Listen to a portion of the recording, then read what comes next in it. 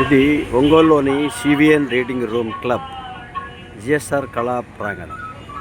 ఇది 1891లో స్థాపించబడినటువంటి ఈ క్లబ్బు నేటి వరకు అనేక సాంస్కృతిక కార్యక్రమాలకి, సామాజిక కార్యక్రమాలకి ఆలవాలంగా నిలుస్తూ ఉంది. ఇది చైర్మన్ మరియు సభ్యులు తరం ప్రకారం ఎంపిక కాబడి వారి ఆధీనంలో, వారి పాలక వర్గాల పాలనలో ఇది నిరంతరం అభివృద్ధి చెందుతున్నటువంటి పరిస్థితిని మనం చూస్తాం. ఈరోజు కూడా ఈరోజు ఒక కార్యక్రమానికి సిద్ధమవుతున్నటువంటి పరిస్థితిని మనం చూస్తూ ఉన్నాం.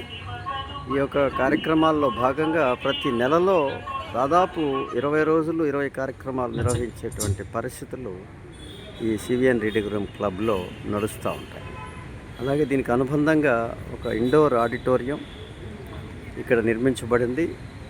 ఇది అనేక మంది క్రీడాకారులకు బ్యాడ్మింటన్ లాంటి ఇండోర్ ప్రాక్టీస్లో ఇది వారికి ఉపయోగపడుతూ ఉంది. అలాగే ఇక్కడ ఆఫీస్ తదితర కార్యక్రమాలు నిర్వహించుకోవడానికి బిల్డింగ్ నిర్మించారు. అలాగే ఆర్ఓ ప్లాంట్ ఒకటి కూడా ఇక్కడ ఏర్పాటు చేయబడింది. ఇది అప్పటి ఒంగోలు ఎంపీ శ్రీ వైవి సుబ్బారెడ్డి గారు దీన్ని ఎంపీ ల్యాడ్స్ నుంచి డొనేట్ చేసినట్టుగా ఇక్కడ రాయబడింది. కానీ ఎందుకో ఇది ఉపయోగంలో లేనట్టుగా కనపడుతూ ఉంది. దీన్ని భవిష్యత్తులో ఉపయోగించుకునేందుకు సిద్ధమవుతారని చెప్పి మనం ఆశిద్దాం.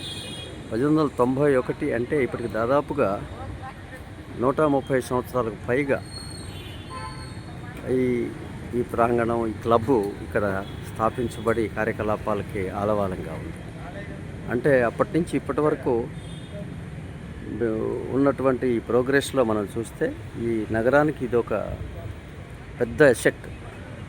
హైదరాబాద్కు రవీంద్ర భారత్ ఎలాగో ఒంగోలుకి సివిఎన్ రీడింగ్ రూమ్ క్లబ్ అలా ఉంటుందనేది మనందరి భావన. ప్రజలు కూడా అదే విధంగా అనుకుంటూ ఉంటారు. ఎన్నో కార్యక్రమాలు ఇక్కడ ఈ ప్రజల్ని ఈ సివిఎన్ రీడింగ్ రూమ్ క్లబ్లో ప్రతిరోజు ఒక కాలక్షేపానికి కార్యక్రమాలు నిర్వహిస్తూ ఉన్నటువంటి పరిస్థితుల్లో అందరినీ ఉత్తేజపరుస్తుంటున్నటువంటి సివిఎన్ రీడింగ్ రూమ్ మరింతగా అభివృద్ధి చెందాలని, ఈ యొక్క ఒంగోలులో ఒక మంచి ఆడిటోరియం లేదన్నటువంటి కళాకారుల కోరికకు అనుకూలంగా ఇది మరింతగా అభివృద్ధి చెందుతుందని చెప్పి ఆశిద్దాం.